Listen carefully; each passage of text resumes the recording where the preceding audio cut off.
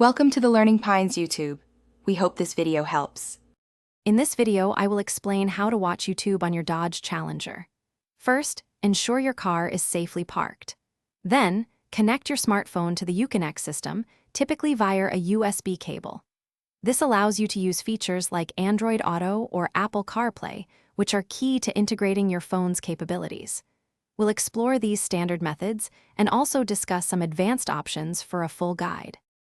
For most Challengers, Android Auto or Apple CarPlay are your primary tools. Simply connect your smartphone using a USB cable to the designated port. Once connected, the Uconnect screen will display the familiar interface, allowing you to access compatible applications. While direct YouTube playback is often restricted for safety, some apps might offer limited video functionality when your vehicle is completely stopped. If you're looking for more advanced functionality, third-party mirroring devices can be an option. Products such as CarPlay, AI boxes, or similar adapters can often unlock full-screen mirroring capabilities, allowing YouTube to display directly on your Uconnect screen.